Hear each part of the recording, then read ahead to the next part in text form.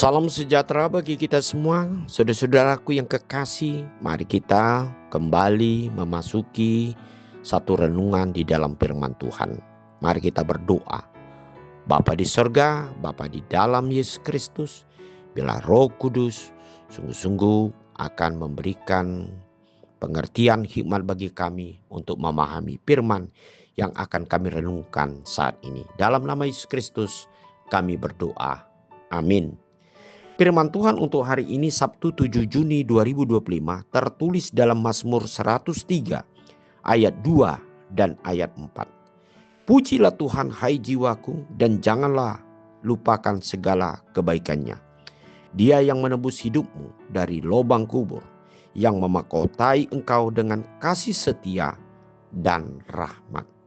Saudara-saudara yang kekasih di dalam Yesus Kristus, ayat hari ini merupakan satu mazmur sukacita daripada Daud, seorang raja yang sungguh-sungguh menikmati akan berkat Tuhan, pertolongan Tuhan. Bahkan dia merasakan bagaimana pengasihan Tuhan dalam hidupnya dan sepanjang dia mengalami yaitu pasang surut tantangan di dalam kehidupannya. Kita mengetahui Daud adalah salah satu seorang yang sederhana, yang lahir dari keluarga yang tidak sama seperti saudara-saudaranya. Dia hanya memiliki satu pengetahuan sebagai seorang penggembala kambing ternak. Tetapi dia adalah orang yang paling diberkati dari saudara-saudaranya. Bahkan dia yang engkau pilih, yaitu Tuhan menjadi seorang pemimpin di tengah-tengah kerajaan Israel yang begitu luar biasa terkenal dalam sejarah dari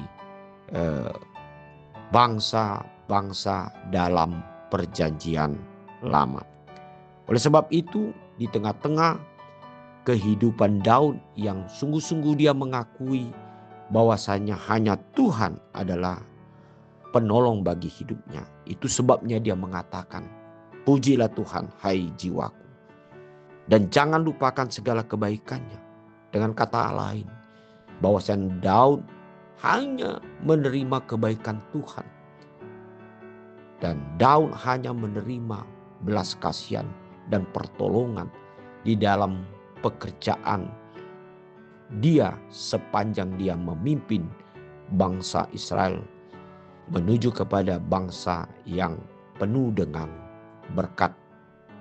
Oleh sebab itu saudara-saudara, marilah kita melihat pengalaman Daud ini di dalam kehidupan kita, yang juga kita selalu menerima berkat-berkat Tuhan dalam perjalanan hidup kita. Jangan lupakan segala kebaikan Tuhan. Apalagi saudara-saudara dalam iman kita mengatakan bahwasanya di dalam Tuhan Yesus Kristus kita telah diselamatkan dari dosa, kematian, maut yang harus kita jalani. Namun Tuhan kita Yesus Kristus yang menebus semuanya itu melalui darah dan hidupnya sendiri di kayu salib, sehingga hidup kita sungguh-sungguh mendapatkan kebebasan, keselamatan oleh karena anugerah Tuhan. Mari, jangan lupakan segala kebaikannya, sebab dialah yang menebus hidup kita dari lubang kubur. Bahkan dia memahkotai hidup kita dengan kasih setia dan rahmat, sampai kepada kita dilayakkan untuk hidup memiliki yaitu warisan kerajaan Allah di sorga kelak. Mari saudara-saudara yang kekasih, kita selalu tidak melupakan akan kebaikan anugerah Tuhan dalam hidup kita. Bahkan dengan anugerah Tuhan itu, kita mau mengalirkan dalam hidup kita sehari-hari di tengah-tengah saudara-saudara kita, kepada orang-orang kecil yang terlantar, bahkan yang tidak memiliki hidup dengan kepastian. Kitalah yang menjadi penolong atau jalan Tuhan untuk menjadikan mereka dapat terlepas dan memiliki yaitu kelegahan di tengah-tengah hidup kita. Amin. Mari kita berdoa. Terima kasih Bapa di surga. Kami tidak akan melupakan apa yang menjadi anugerah Tuhan bagi hidup kami. Biarlah iman kami sungguh-sungguh hidup dan tetap bekerja di tengah-tengah perjalanan hidup kami.